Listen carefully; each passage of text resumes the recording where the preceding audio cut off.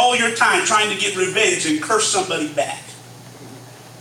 I don't know why I'm saying this, but if you spend all your time in revenge, let me say this. I forget who it was that originally said it, but if your goal is revenge, when you set out for revenge, you better dig 2 graves. Oh boy. The one you're trying to get, and then your own grave, because it will destroy you. Right. Paul says we don't use the things around us that could have caused us to be lame and could have caused us to quit. He said we just work hard. And when they curse us, we bless anyway. And when we get done blessing them, when they persecute us, we just endure. That's the words of a champion. That's the words of a winner. Every single person that was in here, when I said, look at your neighbor, say you want to win, I seen the circle. Every single one of you wants to win. But now we start talking about how to win, and sometimes it gets a little harder to endure. So we work hard and bring profit, but mere talk leads to poverty. We work hard with our hands, and when we are cursed, we bless, and when we are persecuted, we endure it. So we're going to look at some scriptures that we've looked at so far, and then our points we looked at so far, and then get into the principal one that we'll be talking about today. So we said if you want to win in life, forget about your past. And we said number 2, if you want to win in life, stretch yourself towards your future, stretch yourself forward. Number 3, if you want to win, keep your eyes focused. 4, if you want to win, you've got to push. It doesn't come easy. You got to push your way through. Number 5, if you want to win, you've got to remember the reward. Number 6, if you want to win, remember, Jonathan sung about it, God is so faithful. He has never failed us. Number 7, if you want to win, you've got to give up your worries. Number 8, if you want to win, you've got to get control of yourself, and only you, we say, can do that. No one else around you can do it.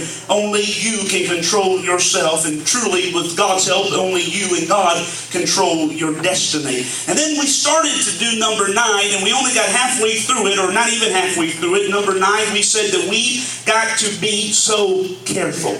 And if you remember that was about 3 weeks ago, we were talking about the battle word. Let me read some scriptures, and thank you for bearing with me to review this in case somebody wasn't there, so they can get caught up where we were. But in 1 Peter 5 verse 8, the Bible says, control yourself. And the highlighted word there, underlined, says, be so very careful. 1 Peter 4 verse 7 says, but then in all things, or the end of all things are at hand, be serious, get serious about what you're doing, and watchful in your prayers. Revelation verse 3 and 2 says, be watchful, strengthen the things that remain, that are ready to die, for I have not found your works perfect before God. And we talked about there are some things, everything in life we've got to be careful. But I said number 1, the most important thing you've got to be careful with, put that on your screen there, is you've got to be careful with your enemy. And we said that, and then God started to move because people connected to it. They realized that every one of us have fought and are fighting an enemy. And we said it's not your spouse, it's not your parents, it's not anybody, your relative, it's not your co-workers, it's not your boss. That we are fighting Satan. Ephesians 6 verse 11 and 12, or 9, 10, 11, and 12 says we wrestle not against flesh and blood, but against principalities, powers. And simply put, newsflash, in case you didn't realize it, there is a devil loose. Right. There are people recently who used to sit in these pews that you look at, and what happened to them? Some of them fell, get short. The devil got a hold of their lives. And while we're sitting here sometimes feeling sorry about ourselves, and we're thinking how much the enemy's attacked us, sometimes we just need to pause for a second and look around and realize that there are some people that have given in, thrown in the towel, but sometimes we just need to throw our hands up and say, God, I'm not going to complain about my enemy. I'm going to thank you, God, that through it all, I'm still here. I'm still breathing. I'm still surviving. Listen, the enemy hasn't gotten you yet. How do I know the enemy hasn't gotten you yet? Because you're still here. Anybody thankful that you're still here?